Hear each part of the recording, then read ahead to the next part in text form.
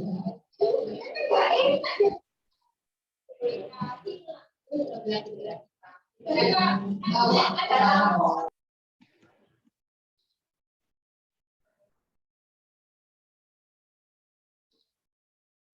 baik Bapak Ibu. Assalamualaikum warahmatullahi wabarakatuh.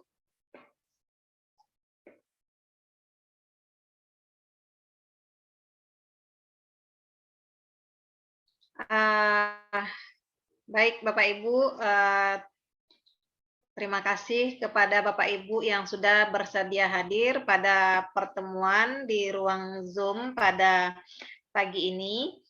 Guna kita menyamakan persepsi tentang materi umum yang akan diberikan pada saat pelatihan calon FASDA nantinya, yaitu tentang sistem penjaminan mutu, pemantauan, dan evaluasi PKB guru madrasah. Bapak Ibu, suara saya bisa terdengar? Terdengar Ibu, jelas. Bisa, Bu. Ya. Jadi nanti sistemnya kita hanya menyamakan persepsi bagaimana menyampaikan materi ini nanti ke depannya. Kita coba bedah slide per slide ya Bapak Ibu ya, secara teknisnya. Kemudian langsung saja, jadi tidak terpisah begitu. Langsung saja nanti dikomentari ketika berjalan. Baik Bapak Ibu, penekanan untuk materi MIKA ini terjadi perubahan pada saat Bapak Ibu melakukan TOT FASPROF kemarin, di mana materi MIKA itu tersedia dalam 3 JP, tetapi pada saat FASDA ini itu dihadirkan dalam 2 JP. Nah, 2 JP sehingga terjadi perubahan dalam sedikit materi pengurangan yang intinya itu ada di pretest dan posttest Bapak Ibu. Jadi peserta tidak melakukan lagi pretest dan posttest. Nah, apa yang dibahas nanti? Yang dibahas adalah cukup menampilkan data simulasi saja. Oke, itu bisa ditangkap ya Bapak Ibu ya. Nah, ini kita mulai nanti menyampaikannya. Oke.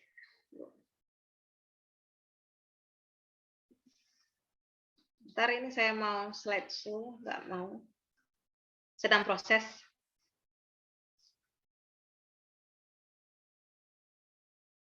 Bapak Ibu sudah dapatkan ini kan PPT yang terupdate ketika pelatihan FASPROF kemarin. Nah, jadi nanti kalau di sini disampaikan kepada FASDA bahwa QAME ini berarti ada penjaminan mutu, kemudian ada monitoring dan evaluasi. Nanti untuk FASDA kita nanti terfokuskan hanya kepada evaluasinya saja. Jadi itu nanti yang disampaikan kepada calon FASDA. Jadi kita ada 3 komponen ini yang dibahas, ada penjaminan mutu, quality assurance, kemudian ada monitoring, kemudian evaluasi, di mana nanti yang menjadi kewajiban dari FASDA atau kita sebagai guru di MGMP itu ada di bagian evaluasinya. Nah, ini yang tidak perlu dilakukan nanti pretest sama posttest, tetapi perlu diingatkan Bapak Ibu untuk kedepannya itu di FASDA terjun ke MGMP, itu pretest dan posttest itu diadakan soalnya adalah soal profesional, di mana diambil dari 2 UP wajib yang akan ditampilkan gitu. Berarti kalau untuk matematika soalnya berupa soal aturan sinus dan kosinus, kemudian soal tentang program linear, di mana nanti yang menyiapkan soalnya itu adalah FASDA. Nah, begitu. Jadi FASDA nanti menyiapkan soal 10 atau 20 soal yang akan dijadikan sebagai pretest dan posttest bagi guru-guru di MGMP. Gitu.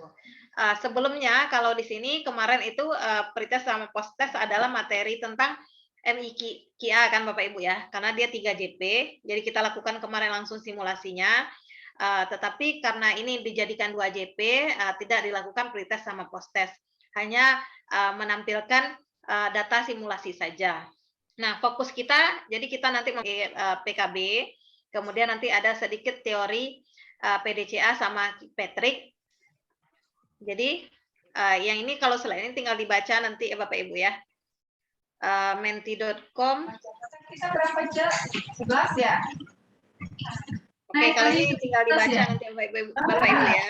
Ya Menti.com ini pun juga terserah, karena kita luring nanti boleh pakai Menti.com atau disampaikan secara langsung nanti juga boleh. Nah, target kompetensinya setelah pelatihan nanti Bapak Ibu memberikan pelatihan kepada FASDA, diharapkan FASDA memahami nanti konsep dari monitoring evaluasi, berarti di sini sudah dipisahkan.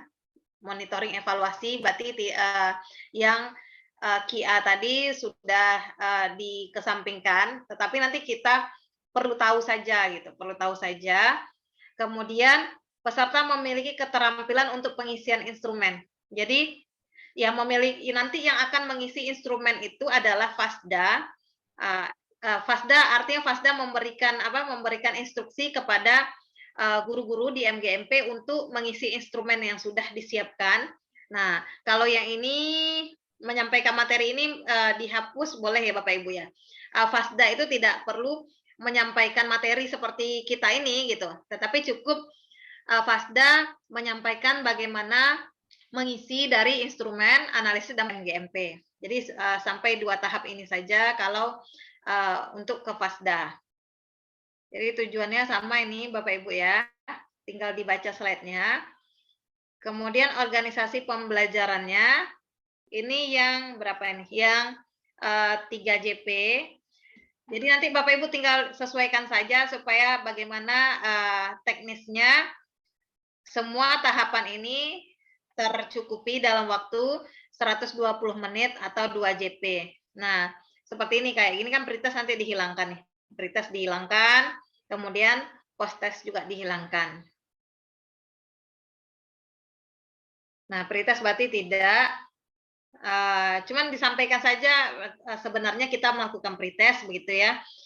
Tetapi nanti ya itu yang saya jelaskan tadi pretest, nanti Bapak Ibu ke FASDA siapkan soal 10 atau 20 tentang materi UP wajib. Jadi nanti Bapak Ibu guru di MGMP akan dipretestkan berdasarkan soal yang Bapak Ibu FASDA buat tentang 2 UP wajib itu. Nah, ini ketentuan-ketentuannya disampaikan bahwa nomor HP harus sama untuk pretest dan posttest supaya nanti datanya terbaca. Nah, untuk slide ini boleh ditanyakan secara langsung kepada pesertanya nanti kira-kira harapannya QI yang dirasakan oleh FASDA itu sendiri. Jadi nanti kita ini berdiskusi urun pendapat gitu kepada dengan sesama FASDA. Nah, nanti ini setelah ini langkah kegiatan Bapak Ibu nanti perkenalan, slide kemudian pengenalan materi dan struktur. Ini sama dengan tujuan tadi. Mengulang. Nah, ini untuk yang slide ini Bapak Ibu nanti tanyakan kepada FASDA, ceritakan permasalahan ini gitu. Permasalahan ini di mana kasus Bu Siti ini yang dia mengikuti 2 MGMP, FASDA diminta untuk menentukan mana pelatihan yang efektif gitu. Nah, kemukakan mungkin ada beberapa pendapat, mungkin ada efektif salah satunya atau kedua-duanya gitu. Nah, kemudian boleh ditanya bagaimana cara mengetahui pokoknya alasan dari para FASDA. Nah, setelah itu di sini dikunci dulu jawabannya. Jadi kita tidak menyimpulkan. Jadi jawaban ini disampaikan kepada FASDA. Jawaban dari kasus Ibu Siti ini akan terpecahkan setelah kita mempelajari sesi pada yang saat ini begitu. Nah, kita mulai ini. Jadi sebenarnya konsep dari permasalahan ini Bapak Ibu adalah menunjukkan bahwa pentingnya pretest dan posttest itu gitu. Jadi tanpa ada data pretest itu kita nggak bisa menentukan mana yang lebih efektif gitu, mana yang lebih efektif bagi Bu Siti itu. Makanya perlu diadakan pretest. Nah, sebenarnya itu jawaban dari kasus ini. Jadi sebenarnya nggak ada jawaban yang salah itu kalau misalnya ada yang memilih nanti yang MGMP MA atau MGMP SMA atau efektif dua-duanya itu tidak ada jawaban yang salah. Ya, karena kita tidak punya data tentang pretest dan posttest. Jadi ini dia tadi standar dasarnya pretest itu. Jadi kalau kita tidak tahu, tidak ada data pretest yang menentukan kemampuan awal dari peserta itu, kita nggak tahu nih kita sudah berjalan sejauh mana. Nah, seperti itu. Oke, nah ini dia. Jadi ini nanti Bapak Ibu jelaskan lagi bahwa pretest itu slide sebelumnya tadi bahwa filosofinya kalau tidak dilakukan pretest, kita nggak tahu nih kemampuan peserta itu di awalnya seperti apa, kemudian usaha-usaha sejauh mana yang harus kita laksanakan sehingga tercapainya tujuan dari pelatihan. Nah ini simulasi dari pretest tadi. Nah ini terserah gaya penyampaian Bapak Ibu seperti apa gitu. Jadi ini pretest itu kita nggak tahu nih posisi kita di mana, posisi peserta itu di mana gitu. Nah, kalau misalnya di atas berarti butuh kecepatan yang lebih besar, dorongan yang lebih besar lagi sehingga sampai ke tujuan. Apalagi kalau di sini gitu. Kalau di sini berarti kan harus ada misalnya kalau pakai mobil manual harus ditukar gitu giginya supaya sampai ke atas. Jadi beda posisi mobil untuk mencapai tujuan yang sama tentu memiliki perlakuan yang berbeda. Nah, itu dia manfaat dari pretest. Jadi tingkat kemampuan awal peserta tahu, kemudian sebarannya. Sebarannya taunya kira-kira peserta di dalam itu jangan-jangan sudah mampu semua gitu. Atau bagaimana. Kemudian bisa juga dilihat dari karena soalnya kan soal itu bisa dilihat dari analisis dari per materinya. Jadi materi mana saja yang butuh pendalaman lebih lanjut, mana materi yang mungkin sudah bisa di skip saja begitu. Nah, ini dia teknik otomatisasi Google. Bapak Ibu nanti tinggal jelaskan saja bahwa data yang dimasukkan nanti oleh FASDA, data pretest sama posttest itu tidak perlu dipikir pusing untuk mengolahnya. Sudah ada Google yang siap untuk mengolah data yang sudah dimasukkan oleh Bapak Ibu. Jadi untuk memasukkan datanya itu kita gunakan Google Form. Nah ini semuanya pokoknya ditekankan kepada FASDA tidak perlu ada yang perlu dikhawatirkan harus menguasai semua analisis data ini tidak gitu. Jadi sudah ada Google Form yang disediakan oleh panitia. Nah, nanti tinggal diinputkan soalnya.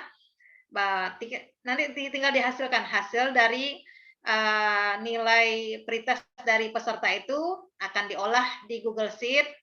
Nah, di Google Sheet kemampuan FASDA hanya untuk bisa membaca saja, membaca data yang ada, kemudian nanti dilaporkan dalam bentuk Google Doc. Nah, kalau mau ditampilkan atau disampaikan kepada pesertanya atau kepada pihak yang berkepentingan, bisa menggunakan Google Slide. Sampai di sini paham ya Bapak Ibu ya? Ini kita cuma mengulang saja penyampaiannya.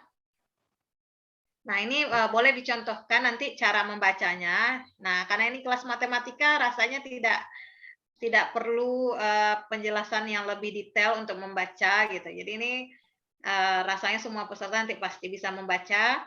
Berarti contoh ini perbandingan antara nilai laki-laki sama nilai yang perempuan. Perbandingan pretest sama ini berarti baru sebaran pretest aja ya. Jadi melihat sebaran pretestnya seperti itu. Nanti tinggal ditanya aja kepada pesertanya, kalau datanya seperti ini, berarti kira-kira yang nilai tertinggi di mana? Berarti di bagian perempuan, seperti itu. Kemudian kira-kira rata-ratanya itu sekarang ini yang lebih tinggi itu di perempuan apa di laki-laki. Nanti itu ditanyakan saja atau membaca grafik seperti biasa. Nah, berarti itu tadi pengantar tentang pretest. Kemudian kita masuk lagi berikutnya membagikan informasi tentang regulasi, sistem PKB, dan alur kegiatan MIKR, kemudian sistem manajemen sama monitoring evaluasi dari pelatihan PKB ini, Kemudian apa pendekatan yang digunakan untuk mengevaluasi PKB ini, ternyata di Juknis nanti menggunakan pendekatan Kipetrik pada pelatihannya. Jadi ini sifatnya adalah memberikan informasi sekitar monitoring evaluasi, kemudian secara garis besar tentang sistem PKB atau alurnya, kemudian pendekatan yang digunakan pada saat kita mengevaluasi dari kegiatan PKB itu atau kegiatan pelatihan yang diadakan. Nah, regulasinya, ini tinggal Bapak Ibu jelaskan bahwa regulasi dari PKB itu bermula dari Peraturan Menteri Agama Nomor 38 Tahun 2018, di mana isinya ada ini, kemudian yang kuning itu masih dalam proses.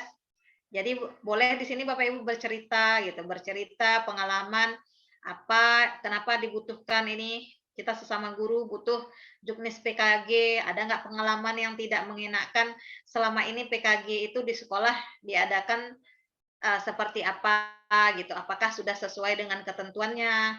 Boleh nanti bertanya hasil AKG ini ada filenya terpisah, sepertinya ada ya di file ini. Boleh mau menampilkan hasil AKG kita yang secara nasional itu, mau melihat kondisi kita seperti apa.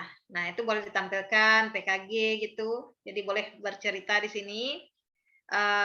Semuanya ini pengembangan keprofesian berkelanjutan itu bisa dilaksanakan dalam komunitas guru belajar guru, KKG, MGMP, MGBK gitu. Dengan diawasi oleh kepala madrasah dan pengawas. Nah, selain itu juga di dalam PMA juga ada Juknis pengelolaan Pokjawas, kemudian Juknis pengelolaan KKM. Maaf Bu Wiwit. Ya. Maaf. Oke. Tadi internet kami putus sambung. Jadi ada informasi yang tadi saya terima kayaknya nggak lengkap. Dari Fasprof ke Fasda tidak usah ada pretest ya Bu tadi. Saya terputus di situ tadi. Oke, nanti Bapak Ibu Fasprof ke Fasda tidak perlu mengadakan pretest dan posttest kepada Fasdanya, gitu. Tetapi dari Fasda nanti ke MGMP itu wajib melakukan pretest sama posttest, tetapi tidak disampaikan dalam bentuk penyampaian KIMA lagi, gitu. Tidak MIKA lagi, cuman sudah dalam implementasinya sudah pretest sama posttest yang diadakan kayak pelatihan di awal, Pak. Pelatihan di awal kita pretest dulu, lakukan pelatihan, nanti di ujung kita posttest. Ya, oke.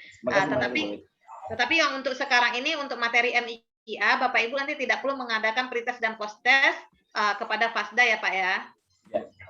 Karena waktunya itu terjadi penyingkatan dari 3 menjadi 2. Cukup Pak Fauzan? Oke. Nah, lanjut ya di sini. Ini ketutup sama jendela ini. Bentar ya, saya geser dulu. Apa bacaan di atasnya nih? Konten dan testing dalam pelatihan PKB. Nah, ini sampaikan Fasprof, Fasda nanti berujung kepada KKG, MGMP atau MGBK. Nah, di sini perlu ditontombak nanti supaya apa yang disampaikan di Grand Design itu tersampaikan kepada Bapak Ibu di MGMP kalau kita di matematika ya Bapak Ibu ya. Nah, ini yang saya sampaikan tadi perbedaannya, pretest dan posttest itu dalam pelatihannya sampai level daerah Fasda itu menggunakan materi umum. Jadi Bapak Ibu Fasda, calon Fasda yang nanti akan berlatih itu ada materi umum seperti yang kita alami juga sebelumnya. Jadi ada di situ toleransi keberagaman ya kayak itu. Jadi materi pembelajaran aktif gitu. Kenapa diberikan materi umum? Karena pesertanya itu berlatar belakang dari segala jenis gitu. Tetapi pada saat nanti sudah sampai kepada MGMP, tentu di dalamnya sudah guru-guru mata pelajaran gitu. Maka untuk pretest dan posttest di MGMP itu menggunakan materi mata pelajaran. Nah, ini dia materi mata pelajaran itu diambil dari UP wajib. Jadi Bapak Ibu Fasda, Bapak Ibu Fasprof mengingatkan Fasda atau dalam prosesnya nanti boleh pada saat materi MIKA ini sediakan waktu gitu. Jadi Fasda membuat soal tentang secara umum aja, jadi nggak apa-apa, tidak perlu membaca atau terserah nanti gimana teknisnya. Setelah di akhir nanti boleh satu fasda mungkin mengumpulkan 2 soal gitu, sehingga nanti kan terjadi ada bank soal yang lebih gampang nanti untuk dimasukkan kepada Google Form-nya. Jadi ada materi mata pelajaran, di mana dia terdiri dari soal-soal dari UP wajib. Nah ini dia, jadi materi mata pelajaran. Kita lanjutkan. Ini macet lagi. Oke, ini sistem program PKB yang Bapak Ibu perlu jelaskan di sini.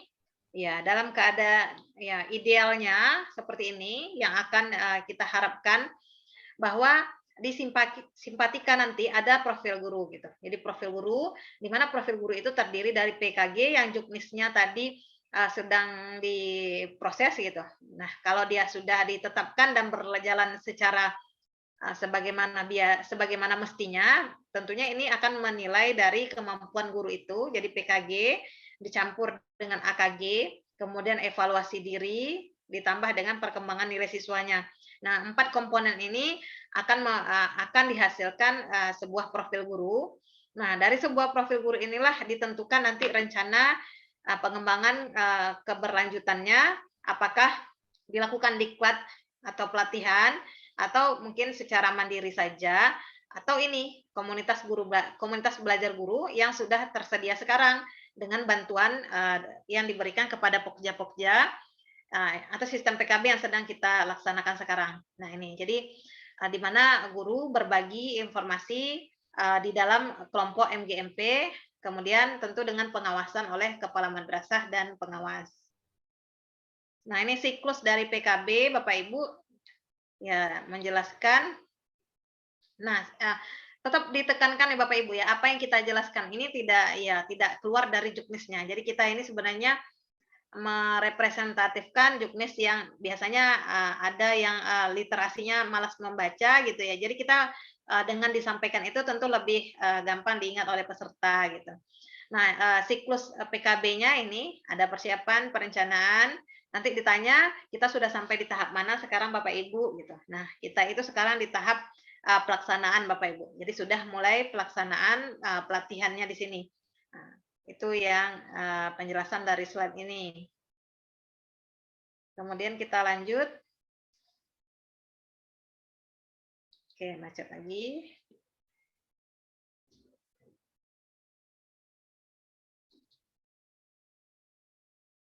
Nah, ini disampaikan secara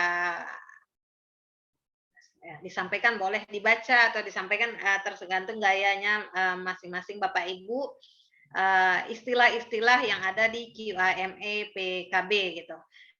Boleh ditekankan juga ini kalau nggak salah juga termasuk kepada soal pretest sama postesnya para Bapak Ibu calon Fasda, ya ditekankan istilah-istilah ini bahwa penjaminan mutu adalah usaha yang sistematis dan berkelanjutan untuk memastikan agar layanan terhadap keterlaksanaan kegiatan bermutu sesuai dengan yang diharapkan. Nah, kata-kata kuncinya ditekankan kepada peserta. Dan diingatkan ini ada di soal pretest gitu.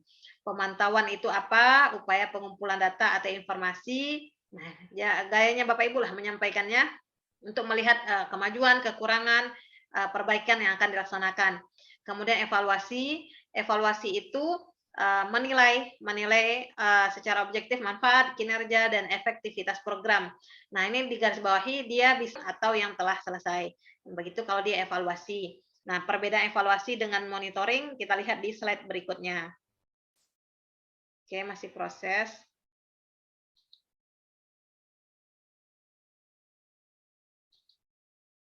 Oh, ini masuk prinsip dulu, nanti prinsip Bapak Ibu jelaskan prinsip dari QAME ini.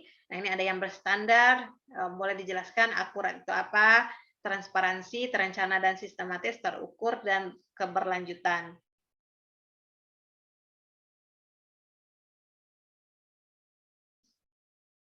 Oke.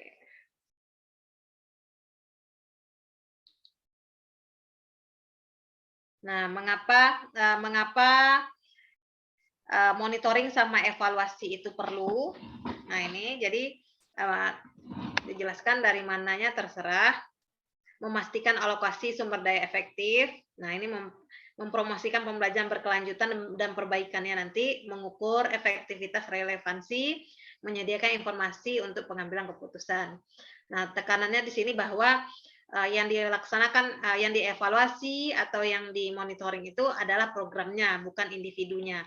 Makanya di sini kalau AKG itu tidak disebarkan data individunya, tetapi hasil nasionalnya gitu. Karena kita menilai programnya yang terlaksana nanti, bukan individunya. Nah, ini tadi yang saya bilang bagaimana perbedaan antara monitoring dan evaluasi bekerja sama. Jadi monitoring tadi Bapak Ibu, monitoring itu mengumpulkan data ya, mengumpulkan data itu wajib dilaksanakan dari awal sampai akhir. Monitoring kalau dalam PKB nanti itu dilaksanakan oleh pengawas atau kepala madrasah. Pengawas dan kepala madrasah monitoring. Kemudian evaluasi ini yang menjadi yang dilaksanakan oleh Fasda, itu dilaksanakan mungkin di kegiatan sedang berlangsung sampai setelah selesai gitu. Nah, itu boleh di tengah-tengah, pokoknya sudah ada yang bisa dinilai, karena tadi kan evaluasi adalah menilai. Nah, ini anatominya. Anatominya nanti Bapak Ibu tinggal dijelaskan saja bahwa, nah itu dia tadi, materi ini kita MIQA, jadi yang QA-nya penjamin mutunya ini dia, jadi tidak ada kita di sini sebagai guru, tentu ini adalah pihak-pihak berkepentingan, kemudian monitoringnya, ini monitoring sesuai tingkatannya, sampai nanti ada Pokjawas. Nah, ini yang melakukan evaluasi ini, melakukan evaluasi, nanti perlu ditekankan di sini, bahwa untuk MGMP yang akan menjadi tim evaluasi adalah fasilitator daerah, gitu. Nah, kalau fasilitator daerah, nanti Bapak Ibu fasilitator daerah yang akan menjadi tim evaluasi untuk pengumpulan data yang dilakukan atau yang diisi oleh guru-guru di MGMP. Nah, di sini Bapak Ibu tinggal jelaskan tupoksinya, sekaligus mendengar curhatnya para Fasda. Aduh, pasti Fasda itu mikirnya nanti gitu, bahwa ini daftarnya paling tingkat terendah, tapi ternyata tugasnya paling banyak gitu ya, tugasnya paling banyak. Nanti Bapak Ibu tim hore-hore lah menyemangatkan Fasda di situ gitu. Intinya di sini kayak memantau dan mengevaluasi, ini paling ini ditekan, jangan takut Bapak Ibu, pokoknya semuanya itu sudah disiapkan gitu, memberikan penguatan kepada Fasda, instrumen sudah disiapkan, Bapak Ibu hanya coba menjelaskan gitu kepada guru-guru MGMP, membimbing, memfasilitasi guru-guru MGMP mengisi instrumen yang disediakan, kemudian mengumpulkan informasinya, informasi atau data yang diperoleh, kemudian melaporkannya. Jangan lupa mendokumentasikannya, gitulah Bapak Ibu begitu.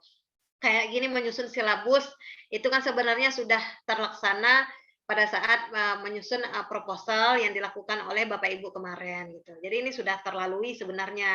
Jadi tidak perlu rasa risau, khawatir seperti itu. Menyusun skenario kan ini juga sudah ada. Waktu penyusunan proposal kan sudah lengkap, menyusun kegiatan yang ada in yang 7 kegiatan itu. Melatih, nah ini yang akan Bapak Ibu lakukan besok, bilang gitu. Melatih dari guru-guru di MGMP. Kemudian mendampingi itu berarti di kegiatan on-nya. Jadi kalau yang melatih ini mungkin di in-nya kan sudah dibuatkan rencana di proposalnya. Kalau in itu bersifat pendalaman materi in 1. Nah, itulah maksudnya Bapak Ibu melatih di sini. Kemudian mendampingi itu setelah dibuat desain pembelajaran, Bapak Ibu guru MGMP terjun ke madrasah masing-masing, Fasda boleh mendampingi gitu. Apakah semuanya sekolah didampingi, madrasah didampingi? Jawabannya tidak perlu, kan hanya perwakilan saja yang tidak memberatkan Fasda. Kemudian in 2 kan tergantung proposalnya bisa saja diadakan secara daring gitu. Karena in 2 konsepnya adalah menyampaikan kendala-kendala yang ada ditemukan pada saat kegiatan on. memfasilitasi peserta mempelajari modul, berarti kan ini juga sudah satu kegiatan gitu dengan pada saat pelatihan. Menyusun atau mereview modul kan juga ada di kegiatan yang sama, seperti yang Bapak Ibu laksanakan sekarang lah gitu bilangnya, nanti ada bedah modul, seperti itu. Jadi untuk yang ini ditekankan Bapak Ibu ya, memantau, mengevaluasi, melaporkan, itu semuanya instrumen sudah disiapkan. Hanya Fasda membimbing guru-guru MGMP untuk mengisinya, kemudian melaporkannya. Nah ini kenapa butuh monitoring dan evaluasi?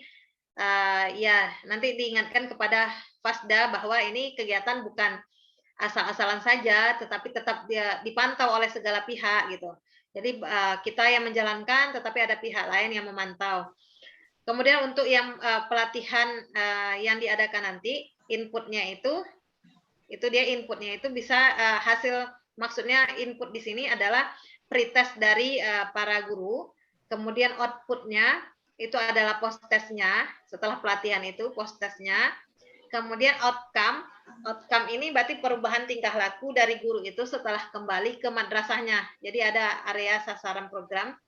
Ini sebelum beliau masuk ke pelatihan, jadi pretest, kemudian outputnya dilakukan post-test, dilihat nanti apakah terjadi pembelajaran yang dilakukan oleh guru. Kemudian setelah selesai pembelajaran nih, habis di sini masuk outcome. Ada nggak perubahan tingkah laku dari guru tersebut setelah kembali ke madrasahnya? Gitu. Jangan-jangan bagus di post-testnya saja, tetapi outcome-nya tidak ada yang berubah dengan peserta didiknya atau kelakuan dari perubahan tingkah laku dari gurunya di madrasah. Kemudian impact, apapun yang dilakukan dari 3 langkah tadi, tujuan akhirnya adalah tentu adalah siswa kita atau peserta didik kita. Bagaimana berimpact, berpengaruh terhadap hasil belajar peserta didik yang lebih baik. Nah ini pendekatan yang dipilih di Juknis itu, ini pendekatan PDCA, singkatan dari Plan, Do, Check, kemudian Action. Tinggal Bapak Ibu jelaskan saja. Ini katanya ini strategi yang digunakan di bisnis, tetapi cocok untuk dilaksanakan di pelatihan ini. Terdiri dari perencanaan, kemudian dilaksanakan, diperiksa apa yang terjadi kekurangannya, dilakukan perbaikan. Tentu dijelaskan lagi bahwa ini hubungannya adalah dengan seiringnya waktu itu diharapkan mutu dari pelatihan itu lebih baik, meningkat. Seperti ini. Jadi dia ke atas gitu. Mutu dengan seiringnya waktu, maka dengan melakukan 4 ini diharapkan mutu dari pelatihan itu meningkat. Nah, ini pendekatan yang dipilih oleh Juknis itu pendekatan Kirkpatrick pada pelatihan. Nah, nanti peserta bertanya itu kenapa nggak pendekatan yang lain gitu. Nah, jadi mungkin dari sekian banyak pendekatan itu GTK memilihnya karena Kirkpatrick ini adalah pendekatan yang bisa dilaksanakan, yang sifatnya bisa untuk diterapkan pada pelatihan yang sifatnya berkelanjutan. Nah, itu jawabannya, karena PKB kita itu dia berkelanjutan. Nah, ini tinggal dibaca aja. Kirkpatrick itu bahwa ini ada 10 ini ya. Ada 10 pelatihan efektif. Jadi berdasarkan program pelatihan pada kebutuhan peserta, prinsip-prinsipnya lah Bapak Ibu. Jadi jadwalkan program pada waktu yang tepat supaya berjalan, supaya menurut Kirkpatrick ini supaya pelatihan itu bisa sukses. Nah, ini ketentuan-ketentuannya, langkah-langkahnya, tentukan tujuan, laksanakan pelatihan di tempat yang tepat, undang orang yang tepat gitu. Nah, ini pilih instruktur yang efektif. Nah, ini cocok juga nih, sudah masuk, belum masuk materi ini ya, materi fasilitasi ketika MIKA. Ya, kadang-kadang ada instruktur yang salah menyampaikan kepada yang lain kan beda, yang awalnya memandikan gajah nanti lain kegiatan yang ditangkap oleh instruktur berikutnya. Gunakan teknik, nah puaskan peserta, evaluasi atau program. Jadi ya penekanannya tergantung kepada Bapak Ibu nanti mau ditekan atau yang mau yang serunya itu di mana gitu, dijelaskan. Oke, ini pendekatan Kipetrik pada pelatihan. Jadi ada level 1. Level 1 itu bagaimana melihat reaksi dari peserta. Jadi level 1 melihat reaksi dari peserta. Kemudian level 2 itu melihat pengetahuan yang diperoleh oleh peserta itu. Jadi untuk mengevaluasi dari sebuah pelatihan itu melihat menggunakan pendekatan Kipetrik itu melihatnya itu dari 4 level. Level pertama itu adalah reaksi pesertanya bagaimana. Kemudian ini melihat dari pembelajaran dari pesertanya itu gimana.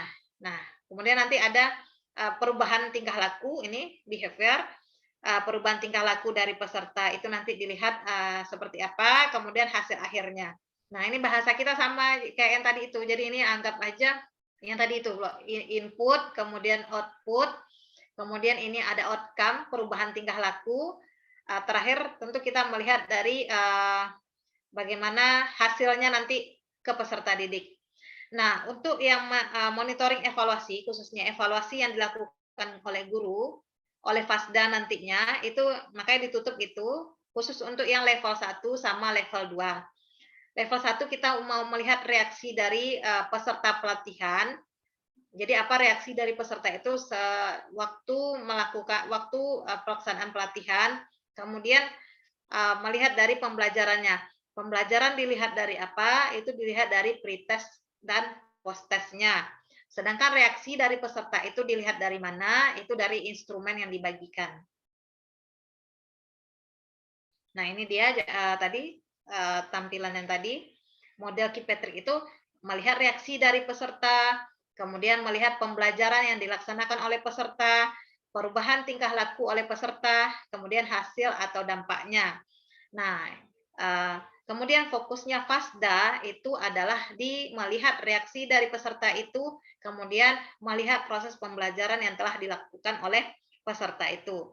Nah, untuk perubahan perilaku, hasil atau dampak itu kembali lagi tadi bahwa itu monitoring tidak di tupoksinya FASDA lagi gitu. Ini mungkin oleh kepala madrasah karena menggunakan keterampilan barunya melihat perubahan perilaku guru itu di madrasah. Kemudian hasil dampaknya tentu dengan pihak-pihak yang melakukan tes evaluasi terhadap peserta didik. Kita kembali ke sini Bapak Ibu, jadi fokusnya FASDA adalah melihat reaksi dari peserta, kemudian pembelajaran yang dilaksanakan oleh peserta. Reaksi itu apa? Nah, kita mau melihat seberapa sukanya peserta itu terhadap pelatihan yang mereka laksanakan. Pembelajaran itu apa? Mengukur pengetahuan, keterampilan, dan sikap yang mereka peroleh selama pelatihan. Nah, itu tadi intinya reaksi itu didapat dari instrumen yang dibagikan nanti, yang diisi. Pembelajaran itu didapat dari mana? Pembelajaran itu didapat dari hasil pretest dan post-test. Nah, ini penelitian dari Kipetrik. Nah, ini tidak perlu ditekankan pada FASDA. Kenapa ini kayak mana gitu. Jadi ini terima saja. Jadi menurut Kipetrik gitu. Menurut Kipetrik nanti bahwa akan terjadi pembelajaran katanya kalau angkanya nanti lebih dari 80. Bahkan kalau di literatur aslinya katanya lebih dari 100. Nah, nanti dapat dari mana, Bu, Pak, gitu, Bu, Pak Fasprof. Sudah ada aplikasinya, nanti tinggal dari data yang diberikan, dimasukkan nilai pretest dan post-test Bapak Ibu, nanti terbaca. Nah, seperti itu aja. Kita hanya membacanya saja. Kalau hasilnya nanti lebih dari 80, berarti terjadi pembelajaran. Kalau kurang dari 80, nah tidak terjadi pembelajaran, seperti itu. Nah, ini dia tadi ya Bapak Ibu ya, latihan di komunitas guru. Makanya yang 1 sama 2 itu menjadi tanggung jawabnya FASDA. Nah, perubahan tingkah laku itu sudah sifatnya pendampingan di madrasah, mungkin dilakukan oleh kepala madrasah. Hasil atau dampak itu nilai dari peserta didik, tentu ini sesuai dengan asesmen yang dilaksanakan terhadap peserta didik kita. Oke, Bapak Ibu, sampai di sini bisa dipahami bersama? Ya, insya Allah bisa, Bu. Oke, kita lanjut ya. Oke. Boleh bertanya, Bu Wiwit? Untuk Boleh ya, Bu. aplikasi-aplikasi ini itu Bu Wiwit? Boleh bertanya, Bu? Ya, boleh ya, Bu Sri. Ya, terima kasih Ibu. Ibu agak sedikit di luar ini ya Bu ya. Oh, untuk yang ini berarti untuk kita ke Pasda itu kita tidak melakukan pretest tadi ya Bu ya. Ya, Tapi ya, hanya nanti Pasda ke MGMP itu melakukan pretest. ya. Nah, yang saya tanyakan Bu Wit, punten agak melenceng sedikit. Ketika kami di MGMP menyusun proposal yang lalu itu, di webnya, modul yang ada di web, itu UP wajibnya adalah program linier dan aturan sinus kosinus. Tetapi saat pelatihan, UP wajibnya adalah turunan dan aturan sinus kosinus. Nah, ketika kita nanti di MGMP, mana yang harus kita laksanakan, Bu? Sesuai dengan proposal atau sesuai dengan pelatihan? Itu ya, Bu ya. Terima kasih, Bu. Oke. Baik, berarti baik. Saya mau nanya nih, pasti Ibu Sri dari zona 2 ya? Ya. Oke. Jadi Hafal ya, Bu? memang dari zona 2 itu Pak Sigitnya ini bersemangat kemarin menjelaskan tentang turunan ya, Bu ya. Ya, ya. Nah, kalau untuk zona 1 dan zona 3 itu memang sudah dijelaskan prolin kemudian aturan sinus dan kosinus gitu. Jadi memang ditekan kebetulan yang sekarang ini saya mendampingi di zona 2 Jawa Timur. Sudah saya sampaikan kepada Bapak Ibu untuk yang sekarang Fasda tolong dikembalikan untuk materi prolin program linear gitu. Jadi Bapak Ibu Fasprov nanti UP yang ditampilkan itu adalah UP program linear dan aturan sinus dan kosinus supaya nanti yang diterima oleh Fasda ke MGMP-nya itu Bu gitu. Oh gitu. Jadi harus sesuai modul ya, Bu ya? Ya, memang harus. Maksudnya sesuai dengan proposal awal. Ya, karena memang udah disepakati se-Indonesia ini pasti program linear kan di UP wajibnya begitu. Iya. Tapi kemarin pelatihan kita tidak mendapatkan yang program linear ya, Bu ya. Oke. Apakah ada slide untuk program linear yang disiapkan oleh IN, Ibu? Ada. Minta di-share, Ibu. Oke, nanti malam juga akan ada pembekalan tentang materi program linear, Bu. Oh iya, alhamdulillah kalau ada. Ibu Sri di mana, Bu? Jawa Saya Barat? DKI Banten, Ibu. Mohon DKI info linknya ya, Bu. Oke, supaya kami tidak bingung ketika pelaksanaan di MGMP, Ibu. Oke, yuk. Jadi terima kasih. Nanti saya sebarkan materi PPT dan LK tentang program linear. Kemudian kalau butuh penguatan nanti malam itu ada Zoom-nya dengan IN tentang program linear. Oh iya, kami tunggu Ibu. Oke. Ya, ditunggu linknya. Terima kasih Bu Wiwit. Ya, ada yang mau ditanyakan lagi, Bapak Ibu? Sampai di sini dulu. Ya. Itu mengenai modul kita, gimana untuk peserta? Apakah kita bagi yang bentuk e-booknya atau gimana ya? Kalau kemarin kan kita waktu di Batam, apa masing-masing gitu, nyari masing-masing atau dibagikan. Ya. Beda. Oke, kemarin itu karena sebenarnya dibagi Pak, cuman karena Pak Idris sudah membagi, kemarin saya nggak bagi gitu loh. Jadi cuman tahapnya ya Bapak Ibu ya, tahapnya adalah jadi pada saat penjelasan UP itu belum dibagi ya Bapak Ibu ya. Kemudian nanti kan kita ada desain pembelajaran tuh. Jadi desain pembelajaran itu UP yang lain yang belum ditampilkan itu kita undi. Tergantung jumlah kelompok Bapak Ibu nanti berapa diserahkan tergantung kepada situasi dan kondisi. Jadi kalau kayak di Batam kemarin seandainya nanti ada 4 kelompok yang diundi ininya saja, judulnya saja, judul besarnya kan ada aljabar, ada geometri dan trigonometri, ada statistik dan peluang, kemudian ada kalkulus. Itu saja, 4 itu nanti Bapak Ibu undi gitu kan, misalnya dapat yang aljabar, kemudian setelah dapat mereka kelompoknya, supaya lebih mengenakkan Fasdanya saja sih, dibebaskan saja mau memilih UP judul apa gitu. UP judul apa, yang jelas berarti kalau 4 kan terwakilkan dari segala bidang. Nah, pada saat tahap itu modul yang diberikan itu adalah modul yang didapat oleh kelompok itu Pak Idris.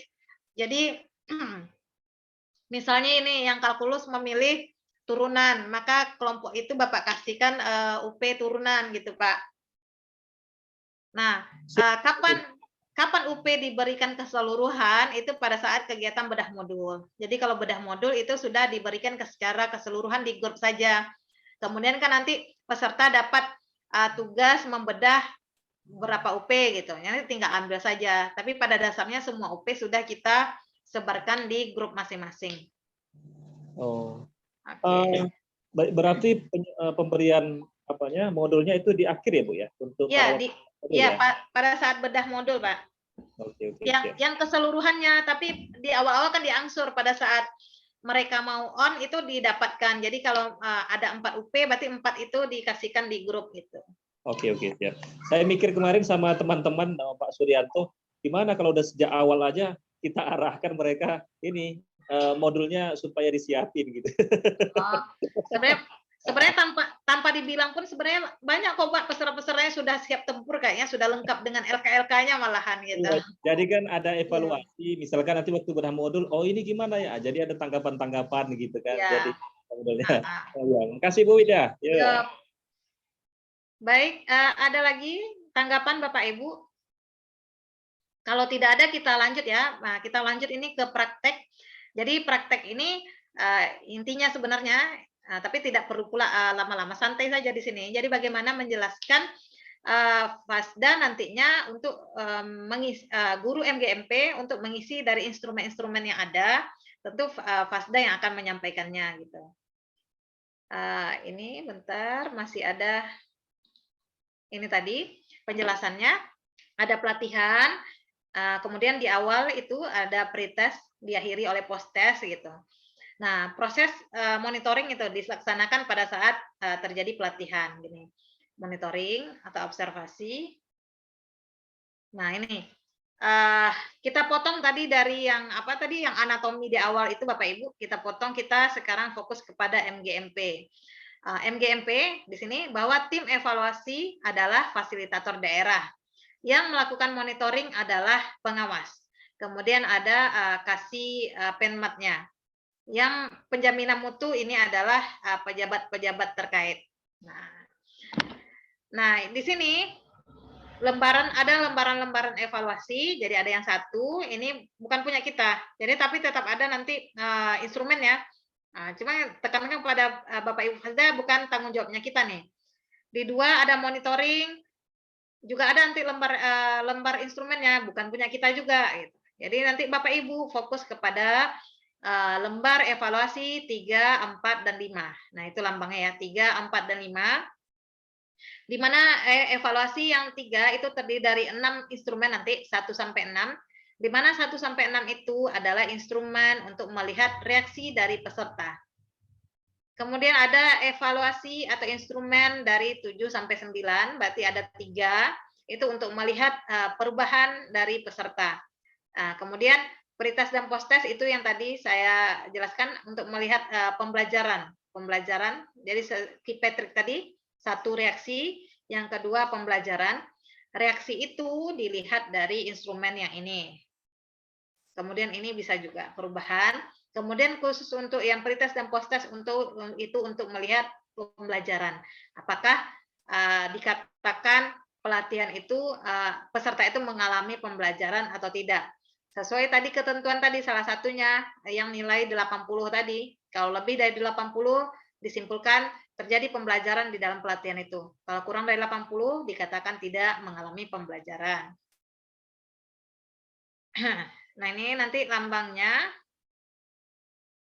Nah, dibuka slide-nya semuanya Bapak Ibu. Kemudian dijelaskan ini di tahapan persiapan tadi yang penjaminan mutu tadi. Jadi kita di mana? Ternyata kita ada di pelaksanaan tadi. Di pelaksanaan, ini lembar-lembar yang perlu diisi. Jadi ini di in 1, nanti ada keterangan ya di instrumennya, nanti ada pokoknya ada evaluasi 1 sampai 4, 5 sampai 6. Nah, pretest sama post-test itu dilaksanakan pada saat pelaksanaan. Di ujung-ujung nanti ada evaluasi. Evaluasi nanti ada 2 lagi. Ada 2 instrumen yang dikeluarkan di sana, yaitu sifatnya wawancara. Wawancara dengan kepala madrasah dan pengawas. Di dalam pelaksanaannya, karena kan tadi sudah dibilang bahwa evaluasi itu bisa terjadi pada saat proses pelatihan ataupun setelahnya, ataupun kalau selesai. Nah, pada saat pelaksanaannya ini dia. Jadi yang harus diisi oleh peserta adalah evaluasi 1 sampai 4 dan 5 sampai 6. Nah, apa saja evaluasinya? Ini tadi sudah. Nah, ini tinggal dijelaskan aja. Oh ya, untuk materi nanti ini Bapak Ibu ya. Bapak Ibu boleh kunjungi link ini untuk yang AKG tadi yang mau menampilkan nilai AKG itu ada di sini di link ini semuanya. Ada yang per provinsi, ada yang per mata pelajaran, itu boleh dilihat datanya. Nah, tadi evaluasi itu lembar evaluasi itu 1 sampai 4, 5 sampai 6 itu akan ditampilkan di slide berikutnya. Bapak Ibu tinggal menjelaskan cara mengisinya saja. Nah, ini pertama. Saya pindahkan ini dulu. Instrumen evaluasi. Ini apa nih? Tinggal baca aja. Ini untuk mengukur penting atau tidak dan berkualitas atau tidaknya PKB yang dirasakan oleh guru. Jadi nanti bilang aja digunakan sekali di akhir pembelajaran. Di akhir pembelajaran. Berarti pada saat in 1 itu, pada saat in 1 nanti ketemu lagi kita in 2, sebarkan ini Bapak Ibu, disebarkan. Nah, kemudian nanti tinggal diisi ketentuannya apa, bahwa kalau dia menganggap itu PKB ini merasa penting, maka bubuhi di sini tapi berkualitas juga sangat penting, berarti nanti dihitamkan di sini gitu. Nah, tergantung nanti skalanya peserta jawabnya berapa. Jadi kalau misalnya pentingnya 4, kemudian berkualitas itu 5, berarti di sini. Nah, nanti analisisnya ya berarti semakin memojok ke kanan atas, berarti hasilnya sangat lebih baik. Nah, gitu. Semakin baik, semakin ke kanan atas semakin baik. Itu untuk melihat penting atau tidak, berkualitas atau tidak PKB ini. Kita lanjut. Itu tadi dia ada 6 kan, 1 sampai 4 tadi. 1 sampai 4 untuk melihat reaksi peserta. Kemudian ini jadi sebenarnya tuh sama aja evaluasi diberikan, cuman jenisnya ya ditampilkan dalam bentuk yang menarik gitu. Jadi kalau tadi itu dalam bentuk apa namanya kartesius ya, kalau ini dalam bentuk bull eyes gitu. Bull eyes itu untuk mengukur kualitas pelaksanaan kegiatan PKB. Ini fasilitatornya ini Bapak Ibu, ya fasilitatornya yang diuji nih malahan, yang dinilai gitu. Fasdanya nih nanti dinilai oleh pesertanya. Ada Fasda, mungkin ada juga tentang strategi penyampaiannya. Jadi ini cara mengisinya, ada pertanyaan 1 sampai 8, kemudian jawabannya itu adalah 1 sampai 4. 1 sampai 4, 1 adalah kualitas yang sangat baik. Berarti nanti dikasih 1 titik di dalam lingkaran ini sesuai sama jawaban dari pesertanya. Berarti nanti data akan sesuai dengan yang diharapkan apabila semakin mendekati ke titik pusat, gitu, sesuai mata banteng. Gitu. Nah itu untuk cara pengisian evaluasi yang kedua. Kemudian yang ketiga, nah yang ketiga ini cuma smiley face untuk mengetahui tingkat kepuasan peserta. Jadi tinggal dituliskan, dilingkari atau dicentang reaksi dari peserta dalam melaksanakan pelatihan. Nah, 4 itu adalah relevansi dan efektivitas kegiatan PKB pada MGMP. Digunakan setelah selesai kegiatan program. Jadi semuanya itu sudah ada ininya ya Bapak Ibu ya, sudah ada petunjuknya masing-masing. Jadi ini ada, berarti kalau yang sistemnya seperti ini itu tinggal dicentang. Nah, jadi ini dia 1 sampai 4 tadi. Kemudian, tadi 1 sampai 4 sudah masuk 5 sampai 6. Ini yang di akhir. Yang di akhir nanti adalah wawancara kepala sekolah, mewawancara Fasdanya gitu. Fasdanya. Kemudian pengawas. Pengawas juga mewawancara. Oke, kalau yang ini ya pokoknya tentang evaluasi dari PKB ini. Nah, ini ada persetujuan di akhirnya mempublikasikan cerita saudara ya apa tidak seperti itu. Jadi ada instrumen untuk melihat reaksi peserta tadi itu dia instrumennya. Instrumennya ada 9 gitu yang perlu diisi oleh pesertanya. Cuma 9 tadi yang digabung ya, 5 sama 6. Itu bagian 1 dan bagian 2. Berarti intinya ada berapa nih? 1, 2, 3, 4, 5 sama 6 digabung, 5, 6, 7, 8, 9. Jadi memang ada total 9 instrumen yang akan diisi oleh guru MGMP dengan bimbingan FASDA tentunya. Nah, itu untuk melihat tadi instrumen itu apa? Itu untuk melihat reaksi dari peserta, melihat dari reaksi dari peserta. Untuk melihat pembelajaran yang dilakukan peserta dengan cara apa? Nah, itu dengan cara pretest dan post-test. Nah, ini yang akan kita jelaskan di slide berikutnya. Untuk melihat pretest dan post-test, itu nanti ditanyakan kepada peserta dulu. Di sini ini nilai di sensor, mana yang dikatakan terjadi pembelajaran kalau dari data ini gitu. Mungkin mayoritas peserta akan menjawab 67 karena kan post-testnya lebih besar seperti itu. Nah, itu tidak salah gitu. Nanti kita kasih penjelasan ini. Ternyata kalau kita hanya melihat hasil pretest dan post-test saja untuk melihat sebuah pembelajaran, itu ternyata datanya tidak cukup gitu. Nah, seperti kondisi saat ini. Kalau dilihat, meskipun dia cuma 59,5, tetapi hampir setiap individunya mengalami pembelajaran, mengalami peningkatan nilai. Tetapi untuk yang 67, ternyata hanya 3 peserta yang mengalami peningkatan. Selainnya ada yang stagnan, bahkan ada yang turun nilainya. Ada yang turun ya ada. Gitu. Nah, itu penjelasannya. Penjelasannya bahwa apa pretest dan post-test tidak cukup, makanya butuh tadi instrumen yang 1-9 untuk melihat reaksi peserta. Nah, bisa saja ternyata nilainya yang di sini tinggi, yang ini mungkin di smiley face-nya mungkin tadi dia mencentang yang emot ngantuk, nah seperti itu. Nah, itu lebih didalami dengan instrumen yang ada. Nah, kita kembali bagaimana melihat pengolahan nilai dari pretest dan post-test. Ini masih cerita yang tadi ya, cuman ditampilkan dalam bentuk grafik. Ini nampak naik semuanya, sebagian besar. Kalau ini hanya 3 saja. 3, yang lainnya itu tetap atau ada yang turun. Nah, ini kesimpulannya. Nah, ini kesimpulannya nih rata-rata ternyata tidak cukup untuk menunjukkan ini. Oke. Nah, ini dia, apakah ada perubahan? Jadi bagaimana untuk melihat apakah ada perubahan sebelum dan sesudah pelatihan gitu. Kalau tadi kan hanya melihat rata-ratanya saja tidak cukup ternyata. Seberapa yakin perubahan itu terjadi? Nah, itulah butuh analisis. Nah, yang digunakan di dalam Juknis itu alatnya adalah UJT sama satu lagi nanti effect size. Nah, UJT pokoknya ini hanya ditampilkan, cara membacanya saja ditegaskan kepada FASDA bahwa UJT kalau setelah dimasukkan data pretest dan post-test nanti dilakukan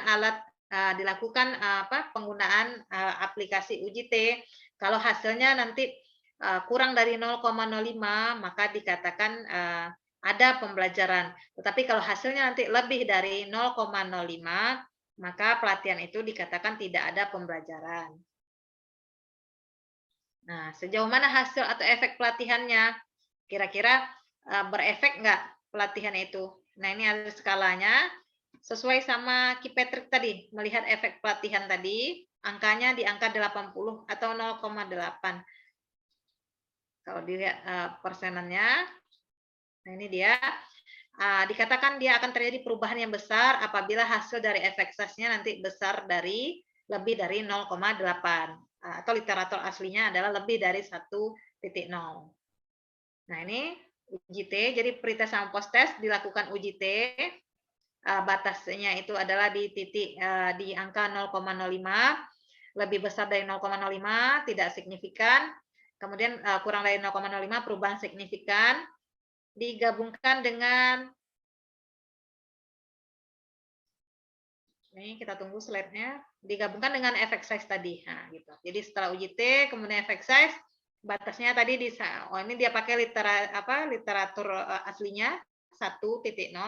Kalau lebih besar dari 1,0 maka dia perubahan dikatakan besar. Nah, yang diharapkan tentu yang perubahan signifikan, kemudian terjadi perubahan nih. Secara efek size juga lebih besar dari 1,0 yang diharapkan uji T dia kurang dari 0,05. Nah, nanti ditambah lagi, ternyata setelah diuji tadi tidak signifikan, ada yang tidak signifikan, dimasukkan datanya nanti ternyata hasilnya lebih dari 0,05. Nah, disitulah dilihat dari evaluasi yang diisi oleh peserta tadi, melihat reaksi, kemudian melihat hasil monitoring. Monitoring tadi yang tidak kita lakukan, tentu ini bekerja sama dengan pengawas dan kepala madrasah gitu. Jangan apa yang terjadi di situ. Gitu. Nah, ini boleh ini dilampaui saja juga nggak apa-apa, jadi ini tampilannya saja. Nah, hasil membacanya ini, jadi hasil membaca pretest dan posttest Bapak Ibu, intinya nanti aplikasinya setelah dimasukkan terbaca di sini, uji T hasilnya 0, ini secara keseluruhan kalau 16 peserta, ini hasilnya besar dari 0,05, maka dikatakan ada perubahan, kemudian efek size-nya ternyata lebih dari 1, maka dikatakan efektivitasnya sangat besar untuk pelatihan itu. Nah, ini lanjutnya, jadi kalau tadi ada posttest sebenarnya nanti dikunjungi link Evalme ini. Oke. Kalau ini sharing dan RTL ini hanya menyampaikan itu tadi Bapak Ibu menyampaikan bahwa FASDA nanti tujuannya adalah menyampaikan bagaimana pengisian dari instrumen itu, kemudian FASDA mengumpulkan data tadi, kemudian melakukan pelaporan. Nah ini, oke. Nah ini hasilnya sebenarnya kalau melakukan benar-benar tadi pretest sama posttest kan bisa dilihat nih. Bisa dilihat soalnya 1 sampai 10, ini materi soal, ada tentang profil guru, ada tentang penjaminan mutu, tinggal disampaikan saja, nanti terlihat bahwa yang merah itu posttest, yang biru itu pretest. Nah, tinggal lihat cara membacanya. Oh, ini adalah screenshot dari ini.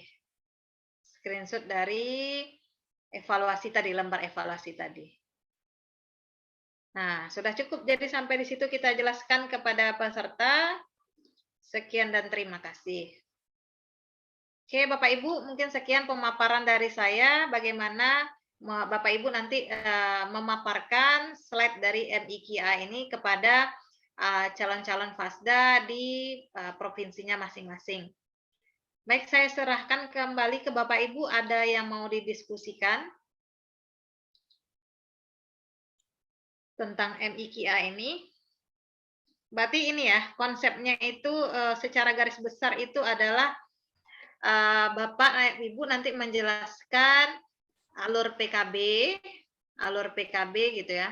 Sebelum alur PKB mungkin tadi apa pentingnya pretest dan posttest itu dalam sebuah pelatihan, kemudian menjelaskan tentang alurnya PKB. Nah, kemudian yang terakhir adalah menjelaskan bagaimana mengisi instrumen yang akan dilakukan oleh guru-guru di MGMP. Kemudian analisisnya, analisis evaluasinya, analisis pretest dan posttestnya. Oke, sekian. Ada yang mau didiskusikan Bapak Ibu? Maaf Bu Wiwit, untuk aplikasi-aplikasi tadi yang untuk mengukur ketercapaian hasil pembelajaran tadi itu kita dapatkan di mana Bu? Oh, semuanya itu ada di link FastProf. Apa yang tadi itu Pak? Di link itu dia lengkap semuanya. FastProf materi ya? Ya, boleh saya cobakan tes Pak. Ngekliknya ya. Itu ada, tapi itu tergantung kepada ini ya Pak ya. Nanti itu tim dari pusatnya itu akan membersihkan datanya. Jadi saya nggak tahu nih data yang terakhir itu data apa gitu. Nanti itu tinggal diklik. Gitu. Jadi kita hanya menyampaikan saja gitu. Iya. Nanti itu semua data itu yang ngolah bukan kita. Gitu. Jadi kita nggak usah mensimulasikan, nggak usah Bu. Hanya memberikan informasi bahwa kalau mau lihat data ini dia linknya gitu. Boleh dicobakan Pak. Bentar ya, saya kopikan dulu ini. Kalau ada peserta mau nanya gitu ya Pak ya? Iya. Oke, iya. Misalnya ini. Turun naik kami di Batam. Oke, itu yang rekaman ini ya Bapak ya? Iya. Oke. Nanti itu sudah direkam sama Bu Rahmi nih Pak. Nanti tinggal dilihat. Iya, ya Pak Idris. Oke, bentar ya, saya tukar screen sharingnya ya, layar screen ya. Di sini loh. Ini. Oke.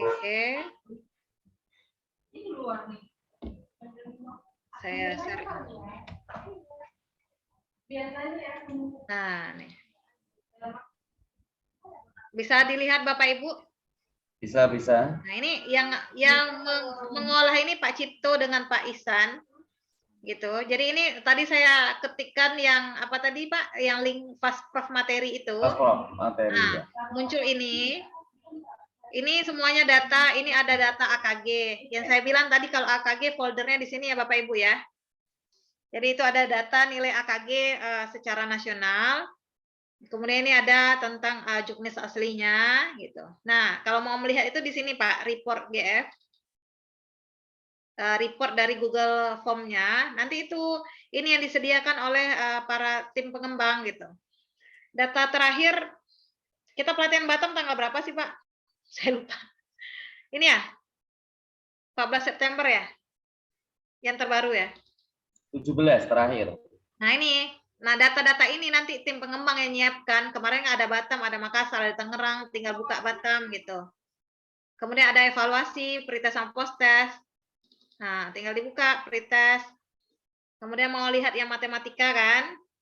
Nih. Kalau mau nampilkan ke guru-gurunya boleh. Kayak gitu nanti sheet-nya kita tinggal tekan sheet di bawahnya untuk melihatnya gitu. Nah ini kan banyak nih Pak sheet di bawahnya kan? Iya. Nah nanti tinggal dipencet aja, misalnya mau lihat apa? Mau lihat dan di sini nih ada yang dikunci sama tim pengembang ada master. Kalau yang kayak gini berarti dikunci jawaban, kita nggak bisa tengok kan? Kalau data-data yang lain itu misalnya, nah ini misalnya perkembangan nilai pretest dan post-test. Nah ini kan kita kemarin 15 orang nih Pak ya. Nah ini tinggal dibaca aja. Nah ini langsung hasilnya keluar nah Pak. Jadi ternyata kita dari 15 orang itu 9 laki-laki, 6 perempuan. Dan hasilnya ini terjadi perubahan ya efek size-nya besar. Nah kayak itu aja Pak. Kalau pesertanya ingin tahu tampilannya kayak apa gitu. Oke, makasih Bu. Makasih. Oke, Bapak Ibu ada pertanyaan lagi atau yang mau kita diskusikan bersama terkait MIKA?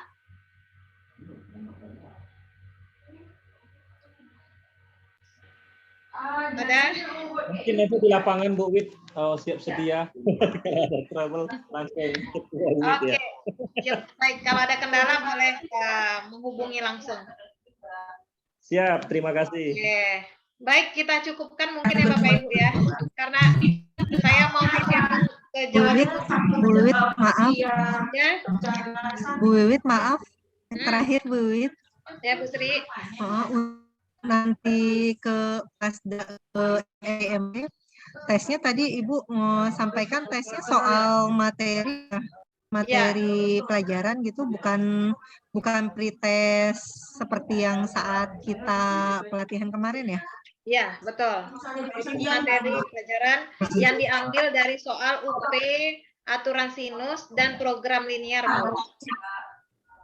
Supaya nanti Ibu, tapi Bu, kami kan saya di zona Banten DKI. Di DKI itu UP wajibnya ternyata turunan dan itu Bu, dan aturan sinus kosinus kok beda-beda ya Bu ya tiap wilayah. Kenapa tuh Bu? Di proposal yang DKI katanya UP wajibnya turunan dan trigonometri itu yang DKI. Proposalnya Bu dari MGMP-nya ya? Kenapa berbeda Bu ya antara DKI dengan Banten? Ya di proposal itu saat pengajuan proposal di modul yang disampaikan ke kami, kalau saya di wilayah Banten dengan aturan sinus kosinus. Nah, teman saya yang di DKI ketika membuat proposal itu UP wajibnya turunan fungsi dan aturan sinus kosinus. Nah, kan bingung tuh beda, Bu. Sedangkan kita pelatihan ke FASDA kan digabung DKI dan Banten. Sedangkan di proposalnya kami berbeda gitu. Bagaimana tuh, Bu, menurut Ibu? Oke, baik, Bu. Jadi setelah berarti gini, menyusun kemarin itu kan ada template-nya ya, Bu ya. Template untuk penyusunan proposal itu kan ada itu diberikan ada sheet yang tentang modul-modul atau pembagian jam dari UP itu. Kalaulah saya tidak salah, itu memang sudah digaris kuningkan gitu ya. Digaris kuningkan UP wajib itu adalah program linear dan aturan sinus dan kosinus gitu. Jadi saya tidak tahu nih datanya dari mana yang mengambil tentang turunan itu. Yang turunan itu proposal ini pun kalau seandainya ibu gitu ya dasarnya itu dari pelatihan Pasprof kemarin, sedangkan penyusunan proposal itu jauh sebelum kita pelatihan Pasprof kan ya Bu ya. Nah itu di aplikasi itu yang wajib itu yang dikuningkan itu memang program linear dan aturan sinus dan kosinus. Nah, kebetulan ini kami yang menentukannya, Bu. Jadi rasanya tidak salah kami menuliskannya itu program linear dan aturan sinus. Gitu, Bu Sri. Tapi rekan saya, teman saya ketika membuat proposal itu yang dari DKI, kan ketika membuat proposal kami calling-callingan tuh, Bu. Katanya kalau saya aturan sinus saat membuat proposal pun ketika itu kok berbeda gitu tuh, Bu. Ketika proposalnya dengan Banten UP wajibnya gitu. Jadi yang DKI itu sama seperti pelatihan, Bu, ininya materinya. Oke, boleh nanti disampaikan kepada temannya. Kalau seandainya masih bisa dibuka template proposalnya, dilihat, Bu. Dan kalau memang salah ya karena salah penerapannya itu wajib kembali ke program linear, mungkin nanti catatannya saja. Karena kalau untuk jam pelatihan itu sama kok, Bu. Jadi mau program linear, mau turunan juga, itu in-on-in-nya waktunya sama juga gitu. Jadi nanti dalam pelaksanaan MGMP-nya kembalilah ke program linear karena itu yang mau diuji secara nasional gitu. Mungkin nanti butuh catatan. Bukan sesuai proposal awal ya? Ya, karena nanti butuh catatan aja di proposalnya itu bahwa sepertinya ada kesalahan waktu penulisan UP wajibnya, melihat di template proposalnya gitu. Di template-nya. Iya. Boleh terima kasih, nanti saya sampaikan, Ibu. Oke. Itu kan ada aplikasinya itu, Bu. Aplikasinya kan ada yang ada, Bu, ya. Masukkan email dari MGMP semalam, kan? Ya, semalam saya buka aplikasinya lagi. Saya kan penasaran tuh ketika saya buka modul di aplikasi itu, iya program linear dengan aturan sinus kosinus, Bu, yang wajib ya, di modul yang ada di aplikasinya. Oke, ya. Jadi boleh karena kita terima kasih, Bu. Selagi belum jalan itu boleh kita perbaiki nanti, Bu. Jadi yang diterapkan itu adalah program linear dan aturan sinus biar seragam kita se-Indonesia gitu.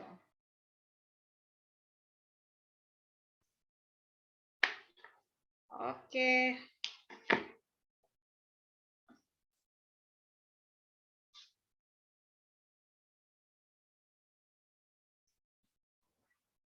Oke, sudah cukup Bapak Ibu. Karena nanti jam 1 akan ada lagi tentang aturan sinus dan kosinus, penguatan materi tentang sinus dan kosinus. Oke, kita akhiri ya Bapak Ibu ya. Mohon maaf atas kesalahan saya dalam penyampaian, jika ada kesalahan dalam penyampaian, kekurangan. Nanti dalam prosesnya kalau ada yang butuh bantuan, boleh kita saling berkoordinasi. Oke, saya akhiri. Assalamualaikum warahmatullahi wabarakatuh. Salam. Warahmatullahi wabarakatuh. Terima kasih, Bu. Salam. Oke.